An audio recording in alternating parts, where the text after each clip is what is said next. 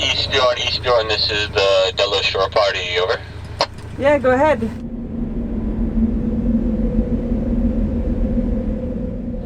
It looks incredible from here, like the light shining on the sail, and the glacier just looks massive behind the boat.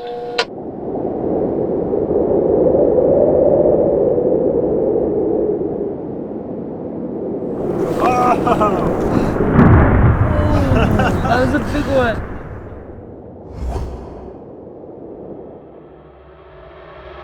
Holy shit. There's a lot of ice around the boat. We need to go now.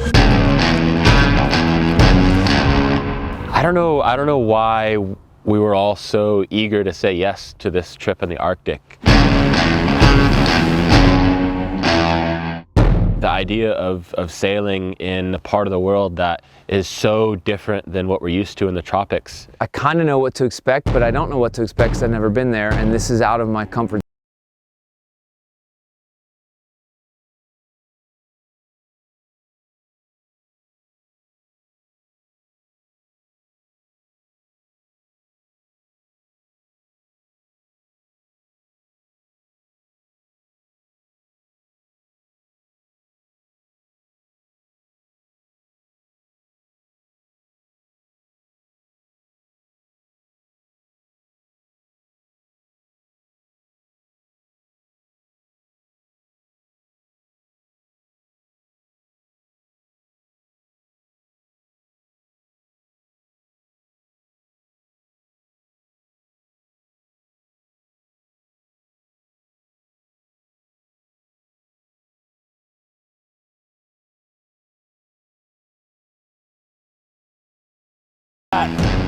There's a saying that the Arctic will kill the unprepared. The minute you let your guard down is when something's going to happen. I'm Brady. And I'm Alex. And this is the Tom Rowland podcast.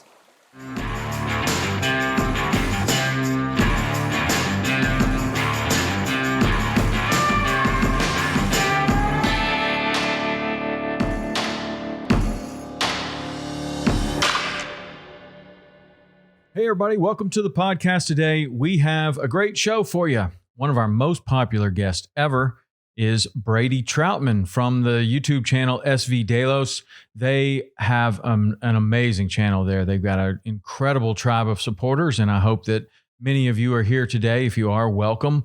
We're here to talk to Brady and Alex Blue. I know a lot of people last time wanted to hear from Alex. They want to know what's been going on with these guys.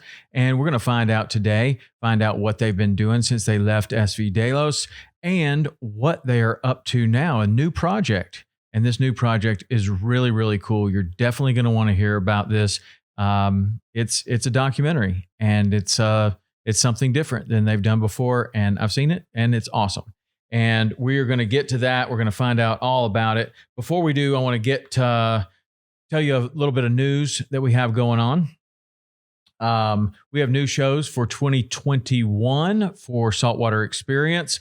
Those will be on Waypoint. WaypointTV.com is the place you can go. You can get that on any device. You can even go to Samsung Plus and see the Waypoint TV channel there, as well as Pluto, Zumo, Tubi, so many others. If you go to waypointtv.com, you can find out exactly how to watch on whatever device that is, whether it's your phone or TV or Apple TV or whatever you have. It's probably available there. You'll learn how to do it on waypointtv.com. That's where we're going to put them first. Then they go to then they go to Sportsman's Channel, then Discovery Channel. So we're really excited about this season. We've got some great guests. I'm very excited about one of the guests that we have. We're going to fish with Captain Dave Dinkert. He's a guy that I have a tremendous amount of respect for. Fished around him in a ton of tournaments, and we finally get to have him on the boat. So that is really cool. We also have some new species and things that we haven't done before.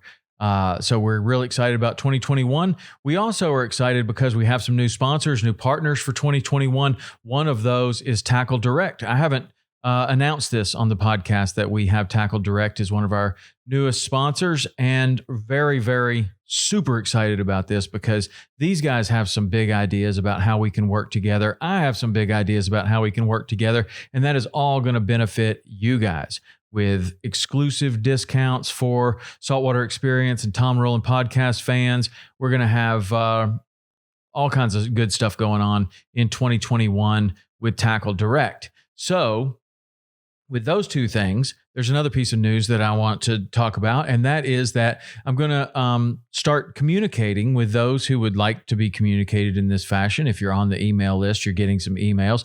But if you want more up-to-the-minute information, you want the goods, you want to know exactly what's going on, if there's a special, if there's a discount, if there's a new show, if there's an exclusive podcast, whatever, the way that you're going to be able to do this is through text. And we're going to try this new text service. All you have to do is text TEAM, because you're going to be on my team. You're going to be a team member. TEAM. Text TEAM to 305-930-7346. 305-930-7346. Text TEAM to that number. You'll become a part of my team right away. You'll get a response from me. It'll be an automatic response, but everything after that will be coming if you just click the link and you become part of the team. And this is where we're going to tell you about exclusive discounts. This is where we're going to tell you about shows that drop or anything exclusive to this audience. So excited to start communicating with you that way. You'll also get it on the email. It just takes a little bit longer. The text is going to be up to the minute. So if you want that, text TEAM to 305-930-7346. And you can also hit me up with some show suggestions, some guest suggestions, How to Tuesday suggestions, questions, whatever. Try it out. I'll respond to you. Try it out. Let's see what happens. And I promise you I'll respond to you. It's coming right to me. It comes right to my phone right here. So try it. Try it right now and see if I respond, and I will. Okay.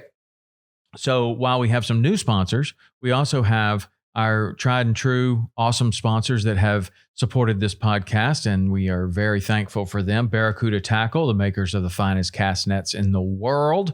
You can go to barracudatackle.com. Get yourself a new cast net. It is wintertime, man. The bait is moving inshore. You can catch it way better with a net that opens perfectly.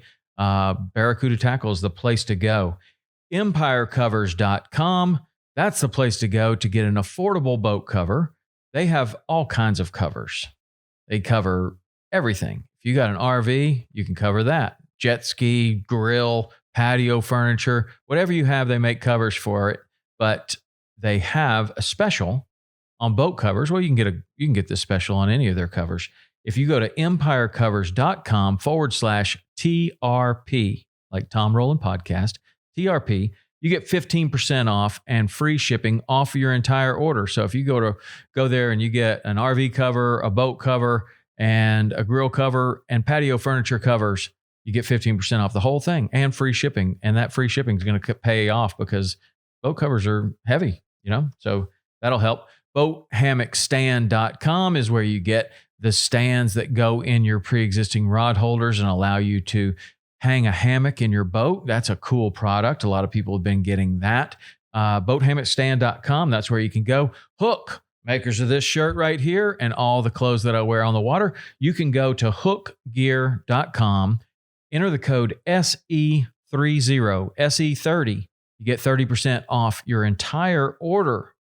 Get some new rain gear, some boots for fishing in the wintertime. That stuff's expensive anyway, so get 30% off the entire order with the code SE30. And also Wiley X, that's the sunglasses that we wear. They are awesome. They're like safety glasses as well as good sunglasses. So if you're like me and you have a phobia of getting hit in the eye with a rod tip or a jig flying out of a tarpon's mouth or anything like that, get yourself some sunglasses that will protect your eyes. Wiley X is my choice. I think you will like them too. I like the Valor. That's the one that I like the most. You can enter the code EXP, like experience, EXP20 for 20% off your entire order there. So awesome. Thanks. Thanks to the sponsors. Thanks to you for supporting the sponsors. That's the best way to support the show. If the sponsors are happy, they keep supporting the show and we can keep doing it. So that is awesome. Now, I think you're really going to like this show today. I gave it a quick introduction before, but Brady Trautman and Alex Blue are super popular. They have a rabid group of fans on the Delos channel, along with his brother. They have gone all over the place, and now they're going someplace completely different. Never been there before. Svalbard. If you don't know where that is, stick around. It is way up north, 80 degrees north in the Arctic Circle. That's where it is. And they sail around this island, Svalbard, and see all kinds of wildlife. It's really a fascinating documentary. It's a fascinating story. And we have Brady Trautman and Alex Blue on the podcast right now. So here we go. All right, Brady, Alex, how are you? Good, man. How are you doing today? Man, doing great. As we mentioned right before this started, my kids are back in town. You know, it's Thanksgiving and got the whole family back together. So, you know, my favorite time of the year, really. Nice. Yeah, even with all the weird things happening, it's still a great time to get together. Yeah, it is. Although it's a weird year. I mean, like we're not having anyone come to see us this year on Thanksgiving.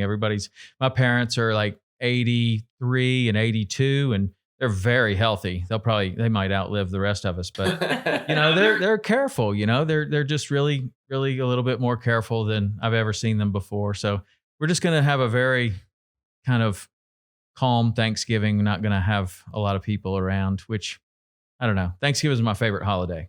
I like to eat and I like to have my family around. So anyway, it's just kind of a strange year.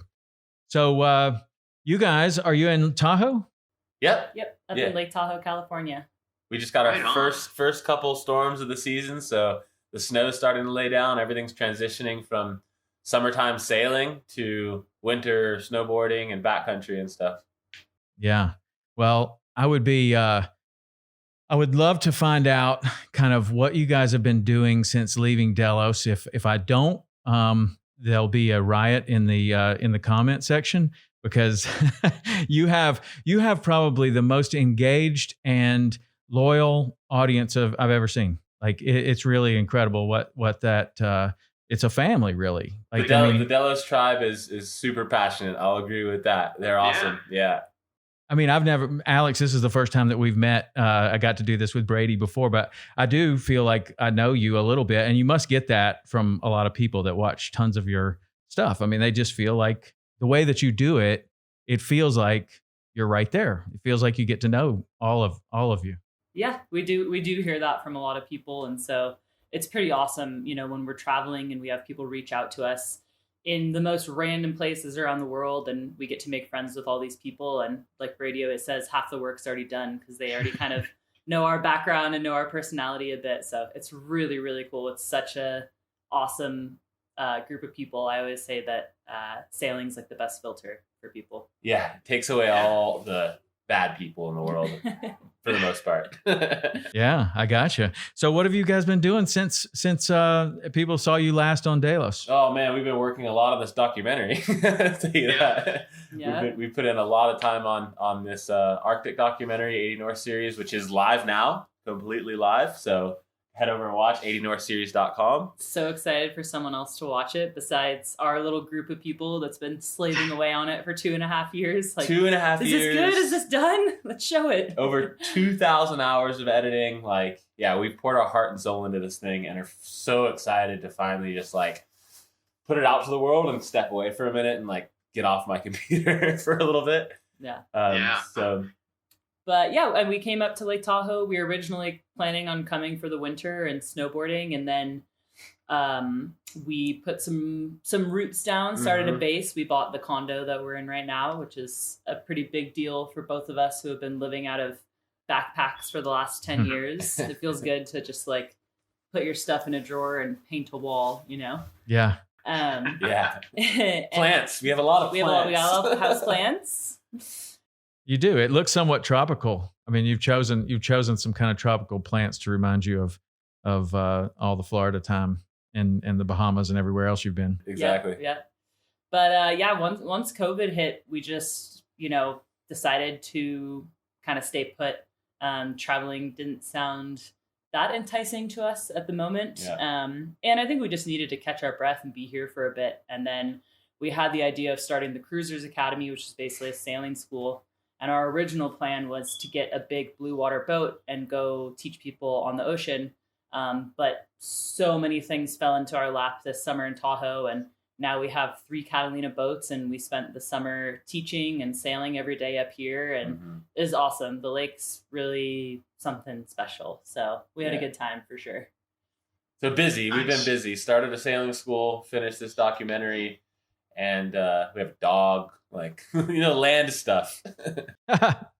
That's awesome. Well, the documentary, you guys sent me a previous copy. I've been able to watch it. It's really good. It's really cool. And I know that when you pour your heart and soul into something like that, I mean, we make TV shows for a living, and you just edit and edit and edit and edit, and sometimes you just kind of lose yourself in the whole process, and stepping away is one of the best things. But then when you release it out to the world, it's almost like it's your baby. Like, yeah, now what? Like, is that what you're feeling right now? Like 2,000 hours of editing, 2.5 years working on this thing. I think I'm ready for the world to see it for sure. And I'm not at the point where it's like, it's my baby. Like, it's still, I'm just like, get away from me now. Like, we've watched it so many times and made so many changes and stuff that it's perfect in our eyes, and an incredible story and a super unique filming and adventure that we did. But there's not much more we can do on the back end. It's ready. It's ready to be shown to the world. So that feels very good. Did you have any experience on your YouTube channel? I mean, you've got 10 years of content out there. And so you get kind of good at creating shorter pieces. How was it moving to a longer, like this longer piece? I mean, this thing was 2.5 hours, probably 4 different parts. Yeah. So it's a 4-part series, and each part's around 30 minutes. And our YouTube channel is pretty unique compared to other sailing channels in the fact that we do have longer episodes on our YouTube channel. Most of our episodes are 25 minutes or so. So for us to go into this and make it a series, it was a pretty natural kind of transition. Although, of course, with the YouTube series, like, we release an episode every Friday, so you can't spend 2.5 years working on a Friday release. So at some point, you have to really just let go and be like, that's all I can do. I'd love to spend a week working on this animation or like the audio for this whale sequence, but at some point you just have to let it go. And for us to be able to take that extra love and time and put it into this series and kind of push ourselves as filmmakers and kind of evolve a little bit out of our normal YouTube series, it's been a really good challenge for sure. It's been a great challenge, and I don't know, something we're pretty proud of. Yeah. I think too, having 3 editors on it, because like you said, when you are editing a project, you can get really lost in it, and you're watching it, and you almost don't see it anymore. You don't hear it anymore. You're just focused on these, annoying little details that if someone else watches it with you and you point them out, they're like, I didn't notice that at all, Right. But because we were able to kind of give it this time and sort of like breathing room, and we were able to pass it back and forth, the project amongst each other. So, because we were still sailing and shooting the Delos channel and all this stuff. So I wouldn't see the project for a few months after Kira was working on it. He'd send it back, and then I'd sort of have new eyes and go in and be like, oh, this should be swapped. How did I not see this before? Or make this changes, or, oh, this is missing. Let's add a sequence here. So I think that having the time to do that really brought the project to a place where I'm just so proud of it. I think it turned out as good or better than I could have imagined. Yeah. So let's talk about how somebody can see this. And certainly we're going to go into what it is and details about the trip and stuff like that. But I thought you had kind of an interesting approach on this one for how people will see that. Can you explain how somebody would see it and what this model looks like? Yeah, definitely. I think we decided to go with what's called a pay what's fair model. And it's pretty much exactly how it sounds. Like, people can go read about it, watch your podcast, watch the trailer, and then be like, wow, that really sounds cool. I think 2 hours worth of footage like this 4-part series is worth this amount of money, basically.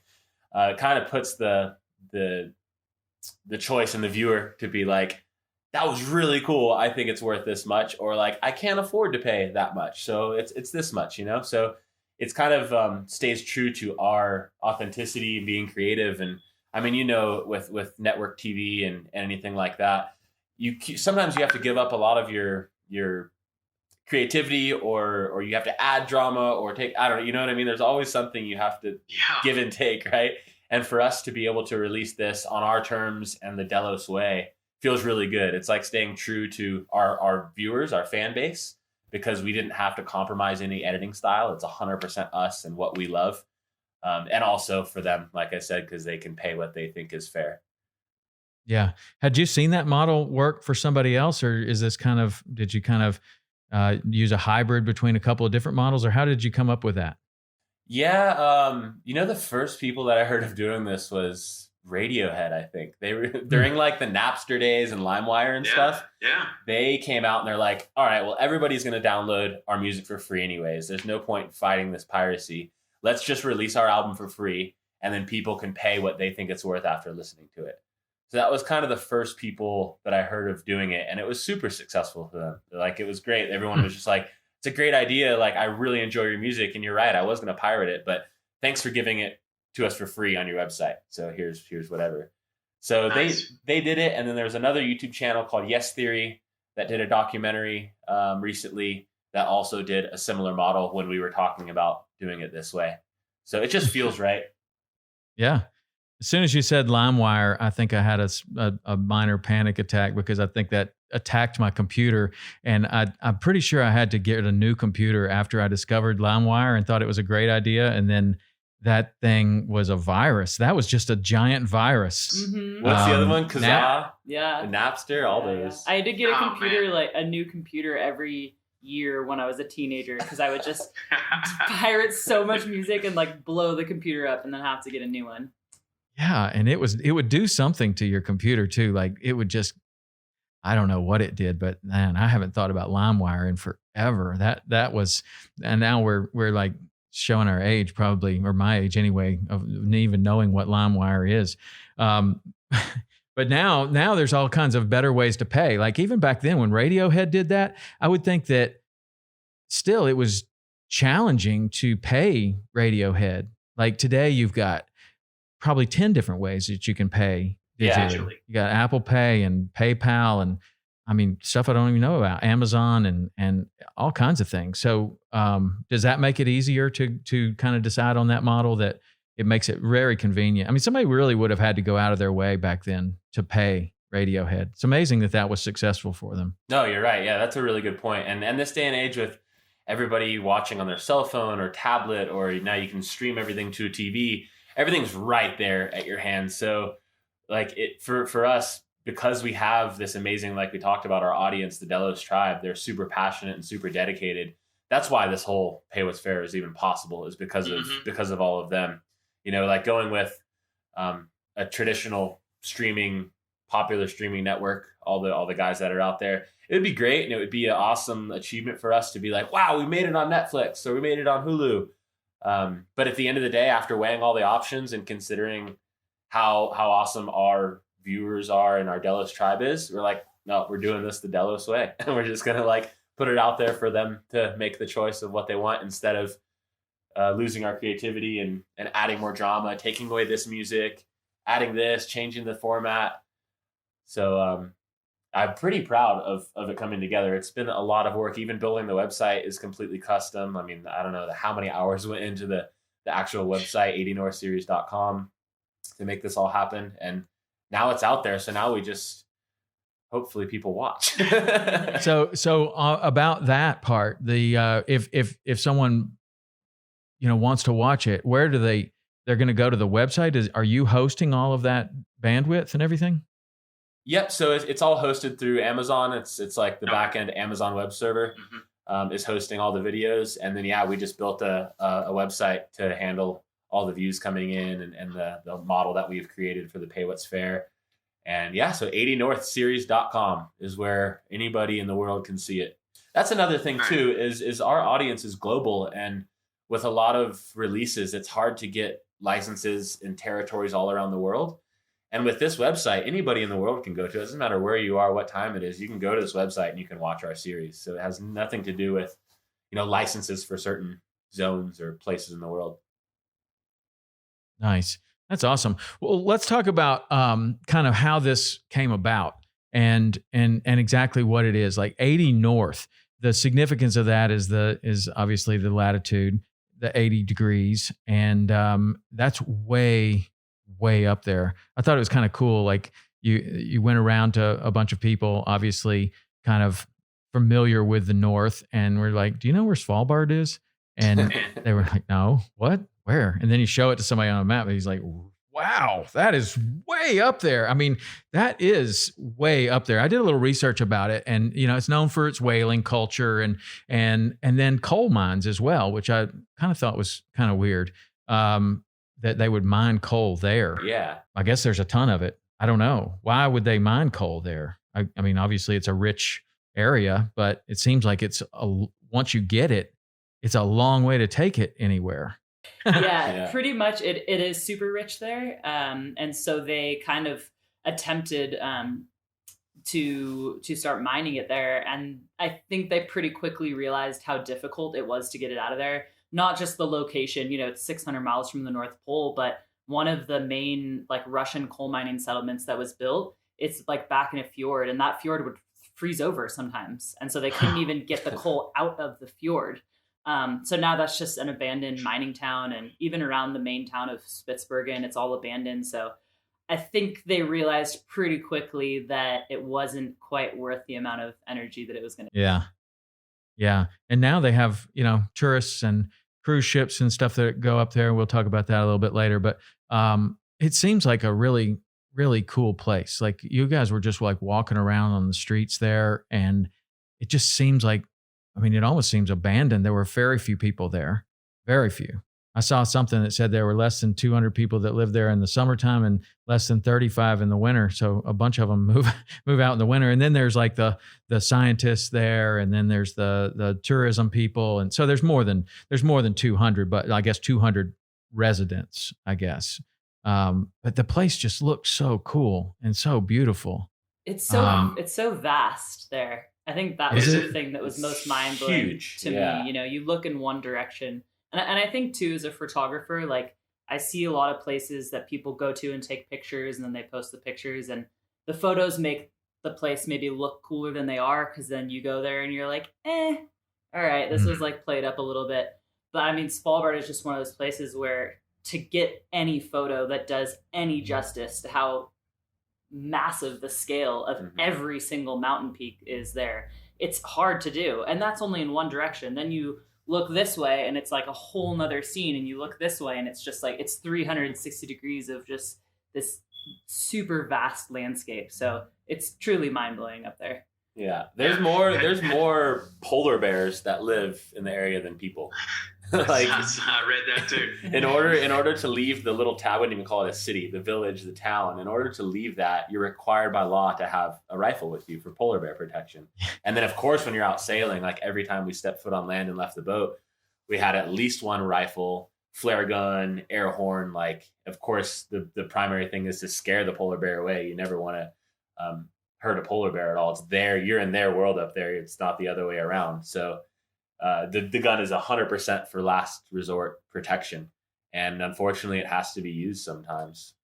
So with your experience out west, I know Tahoe isn't a place for grizzly bears, but have you seen grizzly bears before? Like up in Montana or Wyoming? Never seen grizzlies, no. Bear. Yeah, I was just wondering what the scale of a polar bear versus a grizzly bear would be. I know a polar bear is really a big animal. Yeah, they're huge. I don't know the scale. I don't know either. I think polar bears are a bit more slender compared to a grizzly bear. Yeah. Especially when the ones that we saw. It's summertime, so that's not like the best season for hunting for them. So they were a little bit on the scrawnier side. Yeah. But a scrawny polar bear is a big polar bear still. Yeah. Right. They got such an incredible neck. Like their neck is it's a different structure than the grizzly bear, and you know, a polar bear like puts his head over a hole and waits for a seal to swim by and rips it out of the hole with his neck. I mean, they have an incredible, their neck looks like a horse neck almost. It's huge. They're a very impressive animal. So getting back to how you decided to go to this place, how did that all happen? Because that's a big part of the movie. Definitely. So we were actually crossing the South Atlantic on Delos at the time, from Cape Town to Brazil. And we got an email from some friends of ours, Andy and Mia. They have a podcast as well and a company called 59 North, and they do sailing expeditions offshore, taking people on trips, mainly on offshore passages. And they were planning on heading up. This was in 2017. We got this email, and they were planning on heading up to Svalbard and doing an expedition. And they basically were like, we have like a month in our calendar where it's just personal time for us. And we'd love for you guys to come up and like maybe film something or not, just come up and enjoy and see what high latitude sailing is like. And I remember we all like read the email and talked about it, and we're like, where the hell is that? And do we want to do that? Like we're in board shorts on our way to Brazil, and we're like, really? I don't know. But of course, like, you know, 2 minutes later, it's like, of course we're going to do that. Like we have to. So from there, it was just a year of constant planning. It was me, my brother Brian, his wife Karen, and Alex on the boat that started planning for this trip. So we had to buy, you know, cold weather gear, and like we didn't have anything. Socks. We had to buy socks. Yeah, we had like nothing. We're like, all right, we have sport shorts and bikinis. So yeah, it's not going to work too well. Yeah. So yeah, that's kind of how it came about, just by friends reaching out and saying, I think you guys will dig this. But those friends, like, how did you meet them? Because like, if just a fan of the, I mean, we have people sending emails asking me to go fishing all the time. And as much as I'd like to, I can't. Plus I don't really know them. And how did, but it's different when it's like somebody that you know a little bit better. They ask you to do something, and you're like, now this, raises an eyebrow. Like, what was it about Andy and Mia? How did you know them before? Well, it's kind of funny actually, because Brian, which is Brady's brother, is American, and then his wife Karen is Swedish. And actually, Andy and Mia are the same. So Andy's American and Mia's Swedish. So there was a lapover at some point, I think maybe a year or 2 years before the invitation, where they all ended up in Stockholm at the same time and got together, I think for, a meal or a coffee or something. And I think they all clicked immediately. They're all quite similar in a lot of ways. Yeah. Even like when we were on the trip, it's funny. There's a lot of photos of like the four of them walking, and like Karen and Mia are dressed the exact same way, and Brian and Andy are dressed the exact same way. Like there's just a lot of similarities there. So they had connected and met in person.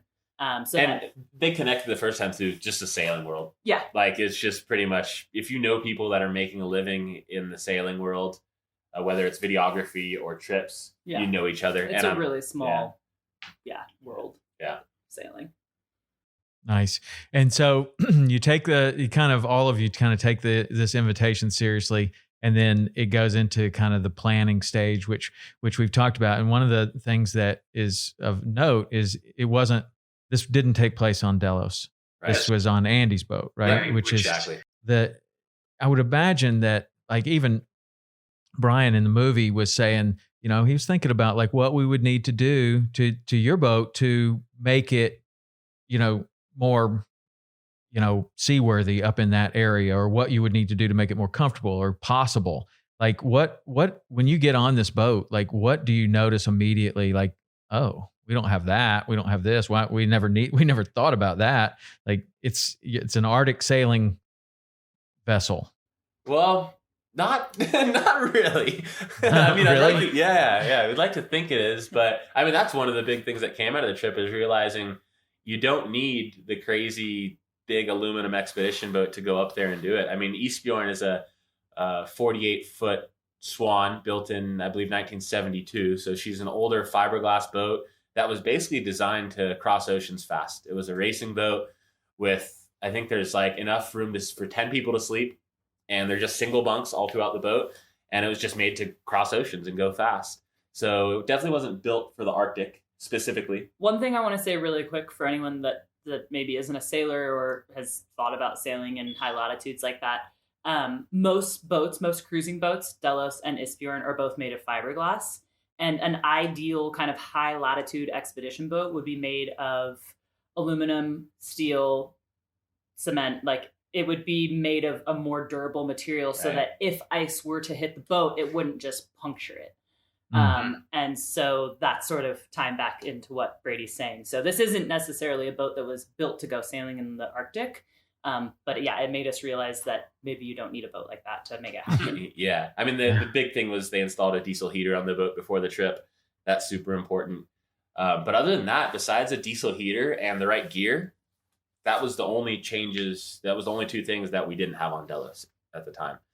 I think one plus that Isbjorn has too is that the way it's set up, Delos is a little bit more set up to sleep fewer people, but actually live on the boat. There's a massive living room area and all this stuff. And on Isbjorn, it's like, there's bunks. Like, you just jam people in there and you go the extra mile. And it went a long way because we couldn't have fit that many people on Delos. That's true.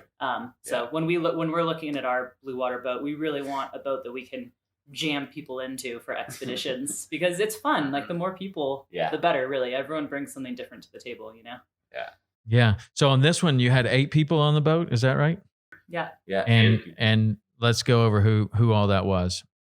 Cool. So the kind of Delos, so it's 2 separate crews basically is the way it came together. Yeah. So the Delos crew is made up of me, Alex, my brother Brian, and his wife Karen, and also Kirill, who has sailed with us in the Southern Indian Ocean years ago, and also is an editor for the Delos YouTube channel.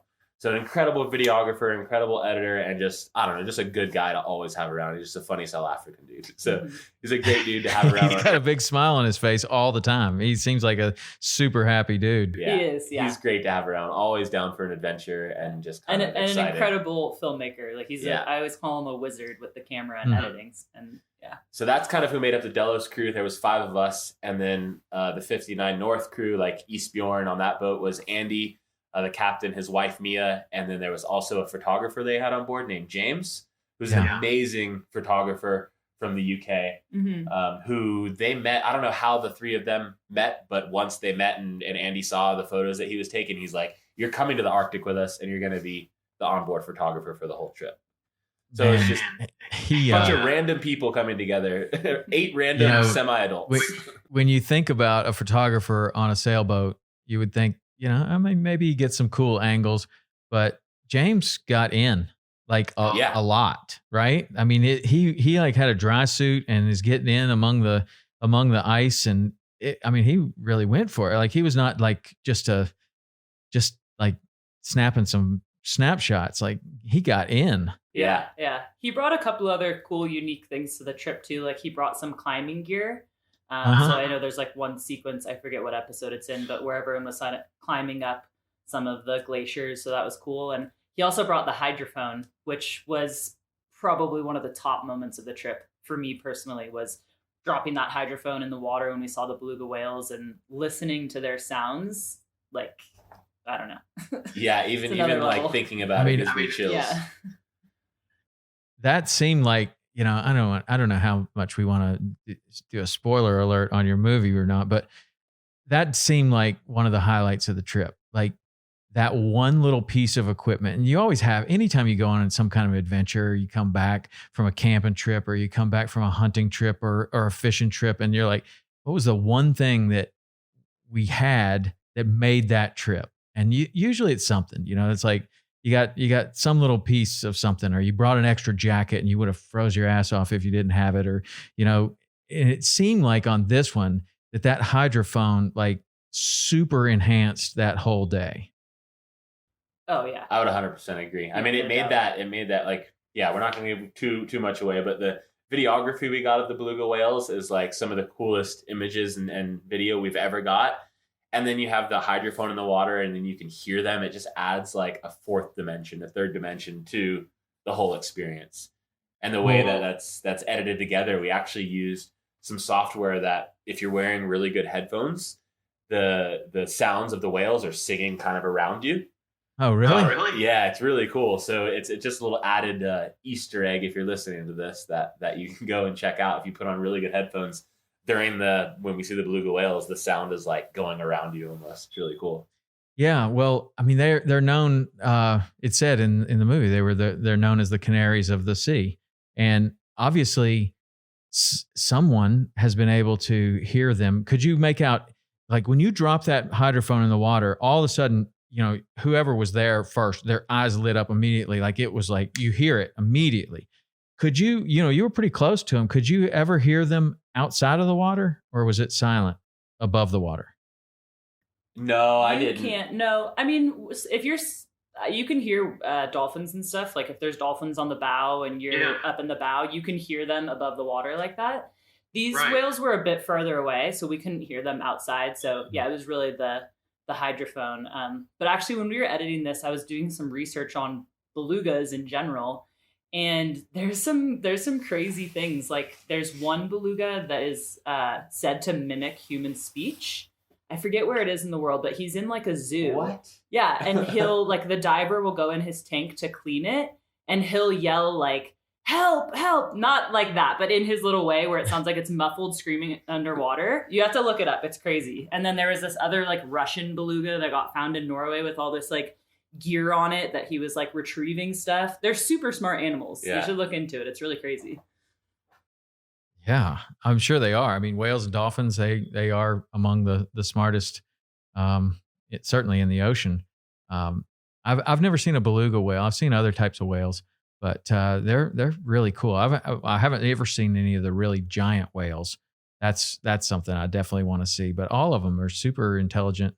I guess the beluga is the one that that's where the whaling culture comes from in Svalbard, right? Was that the main whale that they were going after? Do you know? I think it was minke whales to begin with, which are quite a bit bigger. And the way that they come to the surface to breathe and stuff, it made them really easy to hunt. But yeah, the whale population in Svalbard got almost totally wiped out in I think the 17th and 18th century. So I can only imagine what it was like then sailing around. There must have just been whales literally everywhere. And we actually got pretty lucky. We have a friend who did a lot of research in Svalbard and has spent a lot of time there, a Norwegian guy who's actually the narrator. Oh yeah, got a great voice. Yeah, he's awesome, and was a very big resource for this project for us.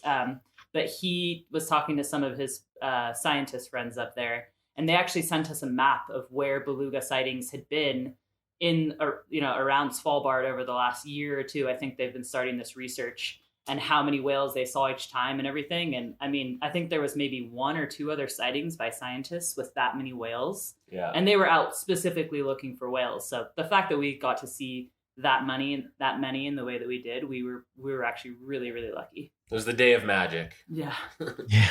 Yeah. I mean, that day I don't know how it looked with your filming and like what you're getting. I'm sure that not much happens on some days. And then you have a day like this that it's like, that's almost like a whole episode, like of what happened that particular day. Same thing when we're filming a fishing show, it's days of nothing. And then 30 minutes, you make a whole show. Yeah. It just happens. Why you have to always be ready, and everything's always rolling. Yeah.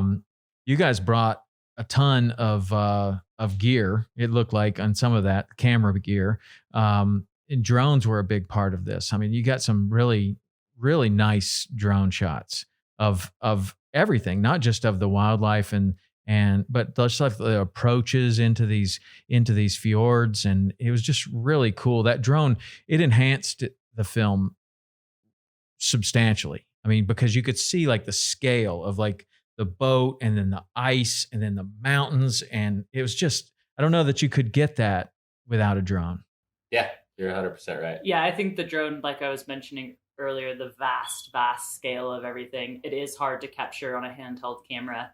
And then, yeah, once you're able to put the drone and kind of make it, be a bird a mile back, it really helps tie it together and show just how big these areas are in comparison to, the little boat on the screen. And even then, like the drone shots, you look at it and you're like, when I close my eyes, that glacier was the size of a skyscraper, you know, and the mast is 60 foot tall, and the glacier's like thousands of feet tall, and it's still hard for that to come across, but at least it does it more justice than like what you said a handheld camera would do.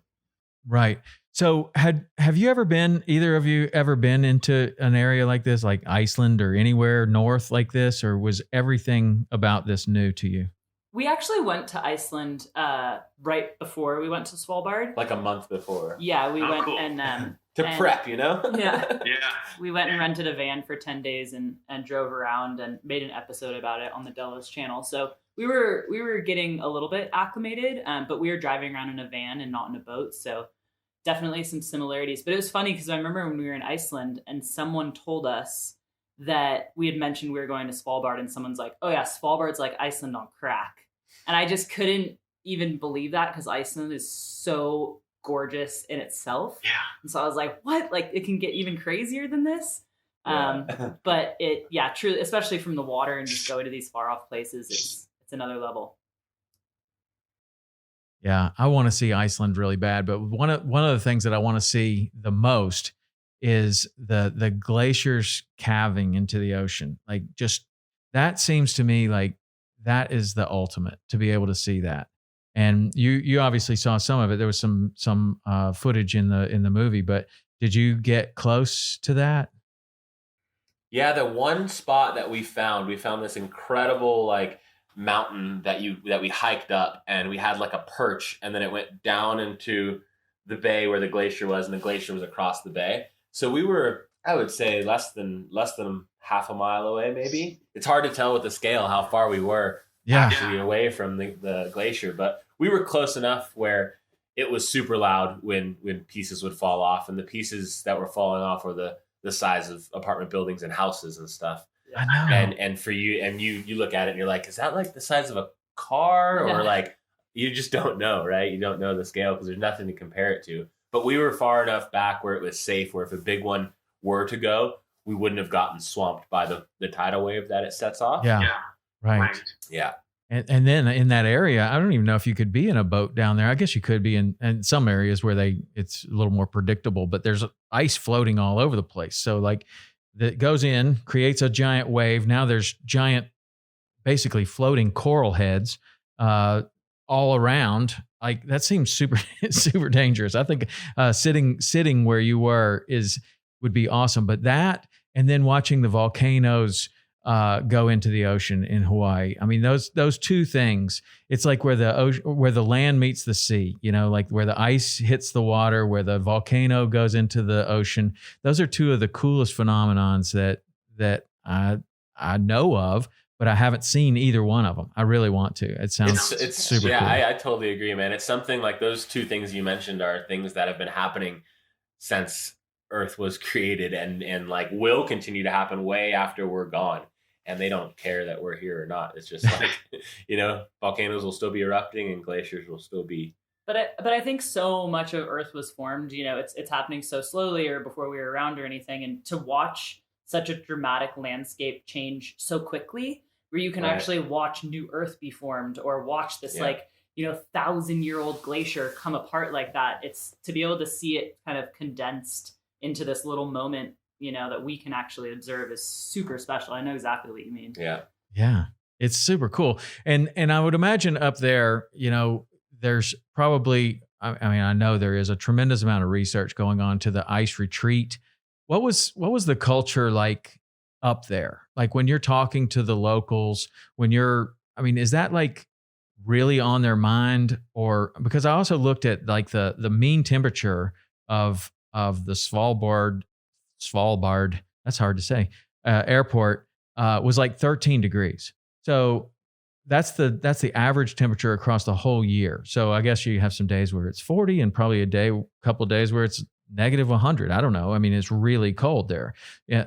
So, but what was it like? What's the culture like up there as far as the ice goes? Like, are they like talking about the good old days when the mean temperature was 2 degrees, or like, I don't know. Are they aware of it? I mean, it's weird because as a global population, we're bringing attention to the fact that there is an ice retreat, and they're obviously studying it there. But I don't know if you're right in it, if you would even notice, like, it's super cold and there's ice and it's been doing this for thousands of years. Like, what was that culture like?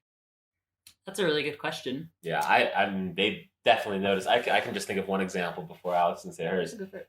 In Iceland, we hung out with a guy specifically that had grew up in Iceland, and he was like, when I was 10 or even younger, I came here, and this is where the glacier was, and like showed us, and we had to walk like almost a mile to get to where the face of the glacier was now.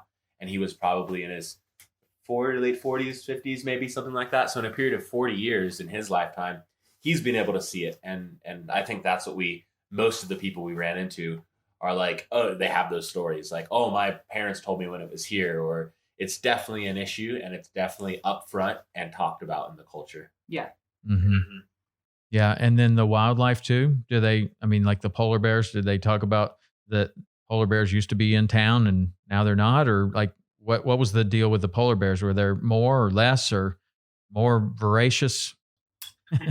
I think, just specifically on the note that you talked about, I think that actually polar bears are coming into town even more so now because there's less food out there or less ice to hunt on or anything like that. And of course there's food in town, and so they are having issues with certain polar bears coming back often. And what do they do about that? And, it's interesting because I think up there, there's a pretty big, hunting culture up there too. Mm-hmm. So maybe from our point of view, where our idea of the polar bear is like, oh, these majestic creatures that are, endangered and all this stuff. And you go up there and, hunting polar bears and walrus and all this stuff has been a part of their culture for a long time. For sure. So they have maybe a little bit of a different relationship with them. And there's all these, laws and stuff protecting them now, but maybe not as like a mystical of a creature as you or I would imagine a polar bear to be. Yeah, well, it's the same as if you live around a bunch of black bears or you live around a bunch of grizzly bears. It becomes a part of your world that you might open your back door and there could be one right there, and you have to be careful, and you have to understand that this is part of their range and you are living in it, and that comes with some potential consequences. But I thought it was interesting that while you say that they're protected up there, you're also required to have a rifle wherever you go, which obviously means that there are lots of encounters with the polar bears. Like Brady said, like Brady said earlier, the flare guns and the rifle and all this stuff are hopefully to scare the bear away. But I know there was an incident, I think like maybe a few months after we left Svalbard, where there was a bigger kind of cruise ship boat that went on shore with a big group of people, and a polar bear came, and the bear came at them and they shot the bear and killed it. And I don't know, it made me really, really thankful that we never were in a situation like that, because I wouldn't even want to share this trip if that was something that happened on it. It would just be so devastating. And people have to deal with things in different ways. And the way I see it is, if you're going in the polar bear's territory, like, you're gambling your life. You shouldn't be gambling their life, Right. But when it comes down to it and you see a polar bear running at your wife or something, like, you're going to shoot it. Yeah. So it's hard. It's a fine line for sure, but there's risks involved. Yeah, for sure. So you guys spent 2.5 years or 2 years working on this film. It's obviously very special to you. That place became very special to you. And what are you hoping that people will take away from your work here? I don't know. Alex always mentions when she makes something or when we create something to create emotions. And if they can walk away, I might be stealing her point here, but if they can walk away with feeling a bit moved about the beauty of the Arctic, or they can feel like they were able to see a place in the world that was super unique and felt like they were there with us, then I think we've done a good job with inspiring people to who maybe travel more, or just to see that there is different places in the world. There are different cultures, and they're more and more accessible to us. But there's definitely a right way to go about traveling to them and viewing them. Yeah, I would hope that anyone that would watch this would maybe think differently about the way that they want to take their next trip somewhere. I think it's really easy to just like hop on a cruise ship or, you know, go with a travel company or something. And there's definitely perks to doing things in that way. But I know that when we were in Svalbard, a lot of the locals that ran some kind of a tourism thing were frustrated at times that, you know, a big cruise ship would come in, people would come off, walk around, and kind of just take and not really give back to the local community. So I would just encourage anyone who wants to, you know, go see the Arctic or really anywhere in the world, take the extra time to think about where you're going and sort of frame the trip with like, how can I give back to where I'm going instead of just take, you know, go to local places, even if you're staying in some like a hut in someone's backyard, or go on a small sailboat instead of a big cruise ship, you know. Think about it in that way. I think that if more people traveled in that way, it could be a really good thing for travel in general. Yeah, well, with Corona, the cruise ship industry may, I don't know what the future is of that, but we, you know, my whole business and life is in Key West, and we have cruise ships there, and they come in, and there's been, you know, drone studies and helicopter studies of watching the people go off the boat, and they go down this one street, and then they kind of make a T, and then they go this way, and then they kind of come back. And if you're on a street, you know, the next street over, you might get one or two of those people that come in and buy something there, but for the most part, it is this little traffic pattern that's kind of where they go. This is about how much time they're going to be on the island.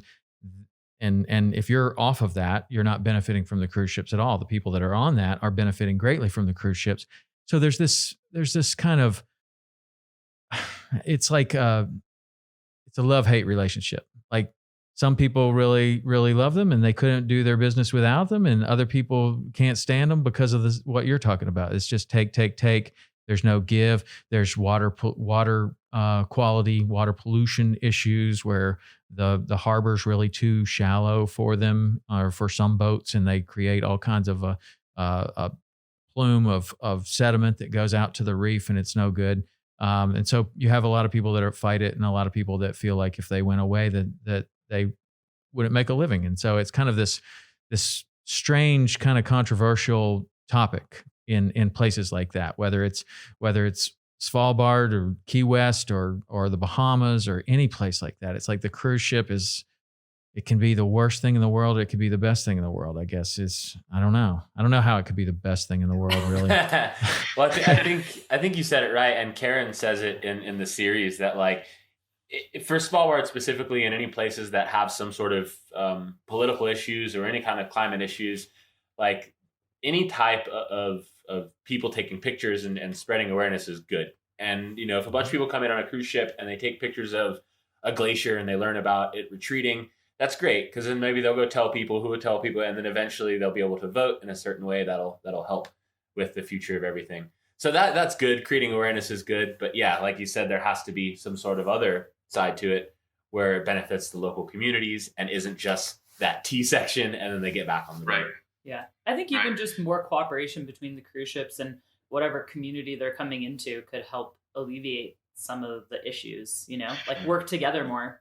Yeah, I mean, I know that in the kind of the subject of Key West, I mean, they do work with they think they're working with the community, but they're working with the leaders who are going to benefit from the cruise ships coming in, and they are assuming that they represent the entire community, which of course they don't. And I'm sure it's the same wherever they go. It's like, you know, yeah, we're going to try to deal with the community and try to do what's best for the community. And then you have community leaders that are there telling you, oh yeah, this is what's best, because it's what's best for them. It's not necessarily, but you're never going to have anyone that's going to represent all interest. But it kind of comes down to the subject and the really difficult question, especially, you know, in your movie, you're going to this super pristine place so far away and so remote, but you still have a lot of the same kind of issues and problems that you have everywhere in the world. Like trash, plastic, and the fact that, I mean, like there's this whole thing of just loving a place to death. Like you see it in Montana and Wyoming and Idaho and Florida and everywhere of just loving a place to death. So like the question I would have framing it like that is, if someone was intrigued by this area, what is a better way? I mean, someone might not be able to kind of do the kind of trip that you did, maybe out of time, or they don't have the resources or something like that. Did you kind of come upon other ways that people could go and see an area like this and not necessarily be part of a cruise ship, or is it kind of one or the other at this point? There's actually a handful of boats up there that do similar-ish trips to what we were doing, but are open to, if you wanted to go book the trip, you could. Smaller sailboats going out with small crews. And I think something really special about that is, you know, it was weird sometimes because if we were going to a beach or something and a cruise ship pulled up there, and all of a sudden you're in like one of the most remote places in the world, but there's like 50 people getting off this cruise ship and you're just like, what is going on? So I think going on a smaller trip like that is really a cool way to do it.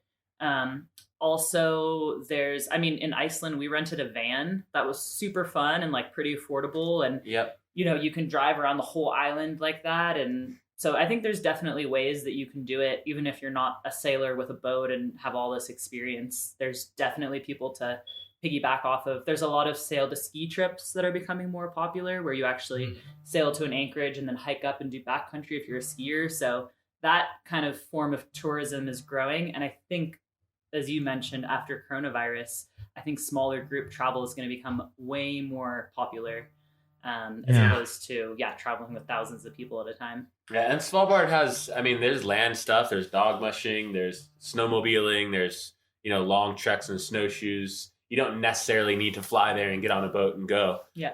You can just stay in the town for a week and do excursions from the little village, and that would be an incredible experience. So I think there's definitely plenty of options for people. The best one during COVID, I would say, is to watch 80 North series. Yeah, no doubt.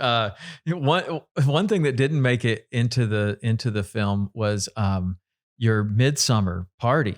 Yeah. Like they said no filming. Like, what goes on in there? Like, that has to be a crazy party. Like, all of a sudden the sun's out, like it's the warmest time of the year. Those people go nuts. What happens in there? I don't. Can you say? Were you sworn to secrecy? I don't really remember, to be honest. It's a hell of a party. It's a hell of a party. Yeah, it was actually cool because oftentimes when we're traveling and filming stuff like that, you don't want to encroach on people's space, especially during a party. So when they were like, no filming, we're like, sweet, that's awesome, because that just forces us to put the cameras down and enjoy as well. And I don't know, it was just a crazy house party with a bunch of random like Nordic scientists. Yeah, I bet they were going after it though, man. They had all these dress up stuff. There was hats and wigs and like who brought all this stuff out to the most remote scientific outpost in the world, and they brought like wigs and hats and dress up gear. That's their one party. That's it. I mean, it's all about that one party. And that, you know, that midsummer is like it goes throughout the Nordic culture, right? Like, did you learn anything about that? But I mean, it's like a thing, like it's like a holiday or kind of a celebrated kind of day. It's the longest day of the year, right? Yeah. I mean, Karen being Swedish, she's taught us about it, and we've celebrated a few times, and it's all about the height of summer. Like everything's blooming, like fertility, people are outside partying and making love and making babies, and it's all about that. It's all about just being fruitful when the sun is up, because the winter's coming soon. Yeah, I think there's a high rate of births 9 months after midsummer.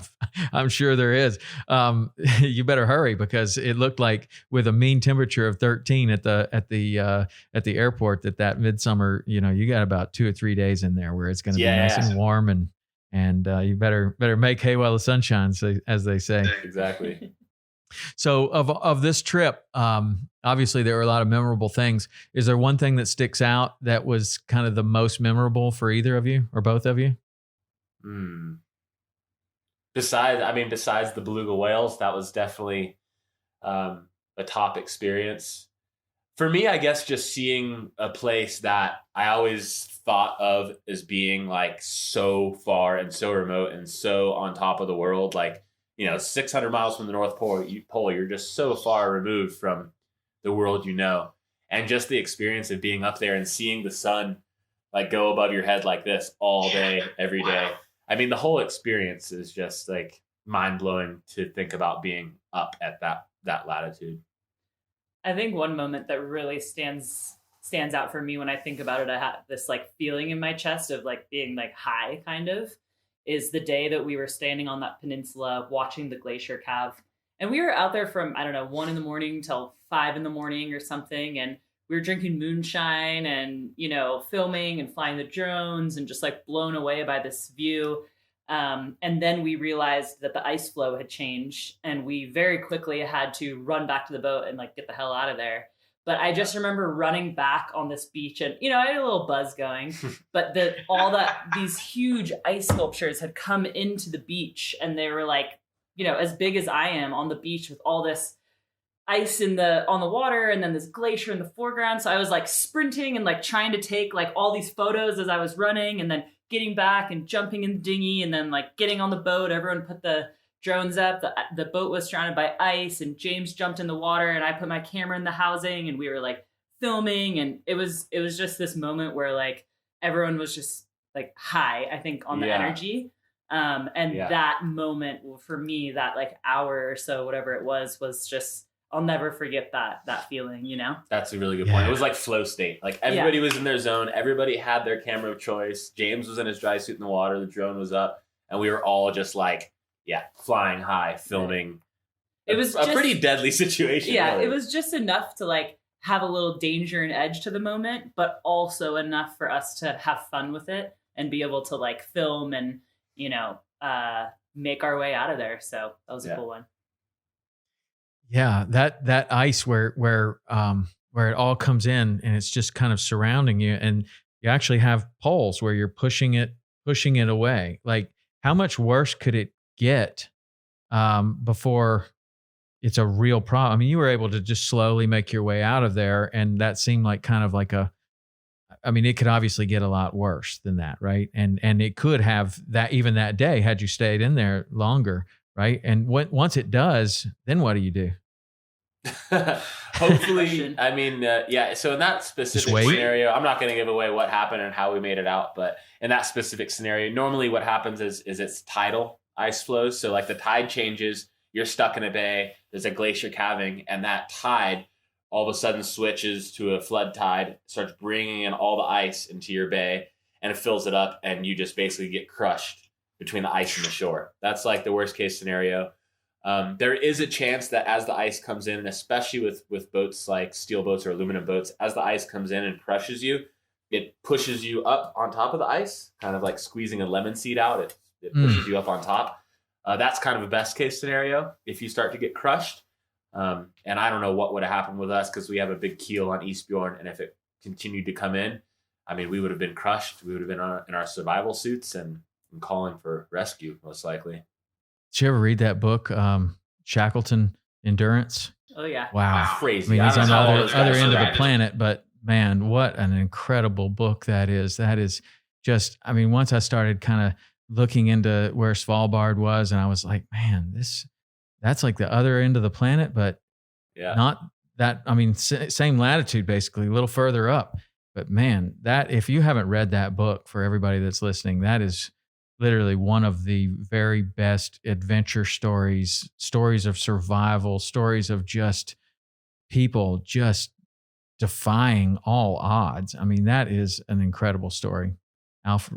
Shackleton's Endurance. That's and that's the kind of stuff we read before we went to Svalbard. So you did? Like, holy shit! All right, here we go. Yeah, that'll make you pay attention. Yeah. There's actually a really good film. I think it's called Shackleton's Captain. Obviously about the same story, but kind of the role that his captain played, because he sort of gets all the attention for it, and his captain was very much a part of the survival, and he was the one that was navigating them once they got in the rescue boats and all this stuff. So that movie's worth a watch too, especially if you have a background on the story already. Yeah, I'll definitely check that out. I love that story. I mean, I couldn't stop reading it. It was just like one thing after another, just like the next thing harder than the one before, like just another one of, I mean, just, it just kept going and kept going of all these things these people had to endure. It's unbelievable. So I know you guys got a bunch of stuff going on. You got the film coming out today. So I just want to ask a couple more questions. We'll draw this to a close. As you kind of have this experience of going to this place, and you've obviously been to so many other pristine and beautiful places, and you see kind of similar issues of whether it's trash or loving a place to death or climate change or whatever you want to call it. What, in your opinion, does an individual like you or I do about these things? Like, in your opinion, like how do you make a difference? How does a person make a difference? Yeah, we talk about this often, and I think Alex has a pretty good. I think that it can be really difficult when it comes to stuff like this, because we feel like, oh, what can I do as one person that's actually going to make a difference? But if everyone has that attitude towards it, then yeah, nothing's going to change. And I mean, there's a lot of higher level things that need to happen as far as legislation and, around the world through a lot of different countries. And I'm not sure how we're going to get there, but I think that one thing that we can do as individuals is vote for good people, and also to vote with your dollar. I think that we live in a very like consumeristic society where it's like, I want something, I order it, I buy it, done. And I think that if you take the extra time, especially for staple items in your life, and make sure you're buying from sustainable, companies that go the extra mile to be giving something back. Like it's kind of trending now, actually. A lot of companies will like plant a tree if you buy something, or collect plastic out of the ocean, or, use recycled materials. I think that if we can support businesses like that, we are voting with every dollar we spend. And I think that, that's actually pretty powerful. And it takes time and research, but I think that that's a huge move that we can make as individuals. Yeah, I agree. I mean, I think it's so easy, and I work on it every day. If I need something, how easy is it to go on Amazon now and just buy something? And it's like, take a step back and realize that what you're buying does affect the entire world. And you may think it's small, but if everyone makes these small changes, it really makes a big difference. So if you want to buy something, look around your town, see if there's a local shop that sells it. Take the shipping out of the picture, take the plastic out of the picture. And little things like that, I think, lead to bigger changes. And vote. Yeah. It's about all we can all do. Right on. Okay, cool. Well, that's good perspective from two people that have really been a lot of different places and seen a lot of different things. And sometimes that changes your perspective in some cases. But go back to the film. How does everybody see it? How can they go watch it right this second? Right now. Go. Right now. Go to 80northseries.com. And there's a trailer up there. There's a little more info with Blue and I. It's a beautiful website. We're really proud of it. Type what you think is worth to pay for 2 hours of a crazy adventure sailing on top of the world that took us 2,000 hours to make, 2.5 years. If you like it, share it with a friend. Yeah, if you like it, share it with a friend. On the website, there's a place for you to comment. So we'll go in there and answer comments and questions and stuff, and share it. And thank you, because by you supporting this, and it creates an opportunity for us to have future productions and expeditions. Yeah, well, I hope so. I mean, this was really cool. I really liked it. I think that you guys should definitely be doing more longer things like this. It was really good. You did a very good job on it. Thank you. Awesome. Thanks so much. Yeah. All right. So go there and support them and check it out. You're not just supporting them. You're going to be able to see a docuseries that is really good. I learned a ton, and the quality of it is fantastic. So I hope that you'll all go there and check it out right now. It happens to be out today. And so go support them right now. Awesome. So it was great catching up with you, Alex. It was really nice to finally meet you, and hope we can do this again. That's definitely. Thanks, guys. I appreciate it. Thank you, Tom. Always a pleasure talking to you. Thank you. All right. We'll be back next week. Awesome. See ya. Bye.